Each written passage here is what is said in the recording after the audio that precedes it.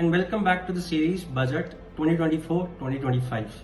In this video, I'm going to explain about the allocation which was made to the Defense Ministry from the budget. The Union Finance Minister Nirmala Sitharaman has allocated 6.22 lakh crore for the Defense Ministry. This allocation, which accounts for approximately 13% of the budget, is a full percentage point lower than last year's outlay. Despite the relatively static overall funding, there are several notable highlights and strategic allocation which are aimed at boosting the indigenous capabilities and infrastructure for our armed forces. So let me break down the defense allocation to areas. First is the domestic capital procurement. So let me first explain what is capital procurement. It is the process of acquiring and managing capital goods and services which are man-made products that are used to produce other products to complete a project. These will be bought from the domestic producers instead of importing them from foreign companies. And one of the key highlights of the defense budget is the earmarking of 1.5 lakh crore for the domestic capital procurement. This move is expected to provide a significant impetus to the Atmanirbhar Bharat initiative that seeks to reduce the dependency of foreign defense imports and promote indigenous manufacturing. The second area of allocation is the Border Roads Organization.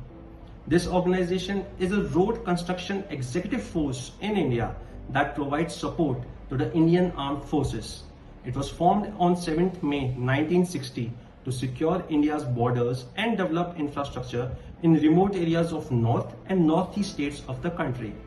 BRO has received a 30% increase in its budget allocation amounting to 6,500 crores. This enhanced funding aims to accelerate the development of strategic infrastructure in border areas, which is crucial for both military and socio-economic development. Key projects under this allocation includes the Nyoma airfield in Ladakh, permanent bridge connectivity in the Andaman and Nicobar Islands, Shinkulal Tunnel in Himachal Pradesh, Nechi Food Tunnel in Andhra Pradesh. The third area for allocation is their innovation in defense. An additional 400 crores has been allocated for innovation in defense through the Aditi scheme with IDEX. IDEX is an initiative taken by the government to contribute towards modernization of the defense industry. This aims to promote innovation and technology development in the defense and aerospace by engaging industries. This scheme focuses on engaging with startups, MSMEs, and innovators to develop cutting-edge defense technology solution. And under this initiative, a grant of 50% of the product development budget with a maximum limit of 25 crores per applicant will be awarded as per existing IDEX guidelines. The fourth area is for the ex-servicemen contributory health scheme.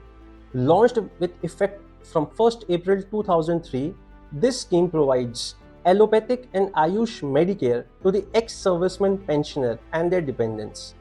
And the budget for this scheme has been increased to a substantial 28% compared to the previous year, with 6,968 crores allocated for 2024 and 25.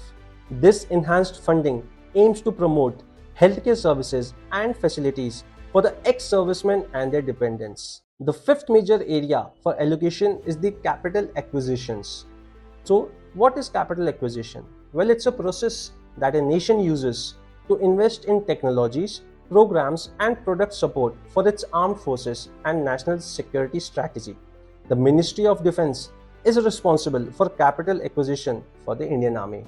Approximately 28% of the overall defense allocation, or 1.72 lakh crores, is dedicated to capital acquisitions. This substantial portion is crucial for modernization of the defense capabilities, ensuring that the armed forces are equipped with the latest technology and equipment. The sixth major area is self-reliance and the export targets. The dual objective of achieving self-reliance and becoming a net exporter of defense products and services are central to the Union Budget 2024 and 25 for the defense sector. In response to global security challenges, including a conflict in Europe, the Middle East, and the ongoing border dispute, the Indian government is emphasizing indigenous defense manufacturing and reducing reliance on the imports. Measures include banning certain defense imports and advancing the Make in India initiative, which is expected to significantly boost orders for the Indian defense manufacturers. The seventh major area for allocation is the research and development and the private sector participation. To achieve the target of 35,000 crores in defense export by financial year 2025, the government is likely to focus on the research and development to advance technological innovation for the Indian Armed Forces. Favorable policies are expected to encourage the private sector participation through strategic partnership, enhancing the overall defense ecosystem. And the last major area for allocation is the Agnipath recruitment scheme, which I might add is a controversial scheme. A central government scheme launched in 2022 for recruitment to the armed forces. It is a recruitment process for individuals below the rank of officer with the goal of deploying fitter, younger troops on the front lines, many of whom will be on the 4-year contracts. Increased funding for the Agnipath recruitment schemes reflect the government's long-term strategic planning and commitment to strengthen defense preparedness. The scheme, along with steps towards integrated capability development, showcases the government's focus on building a robust and modern defense force.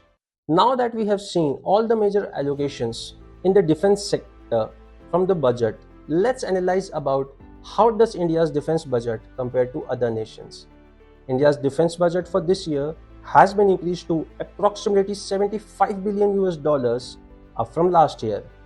Though India's budget is much smaller than that of China, but it constitutes a larger part of its GDP. India's defense spending as a share of GDP has been about 2%, while that of China's defense spending as a part of its GDP remains basically stable for many years and is lower than the world average.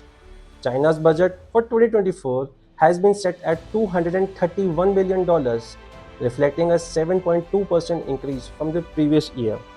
And Pakistan's defense budget for financial year 24 and 25 is $2,122 billion, an increase of 17.6% from the previous years.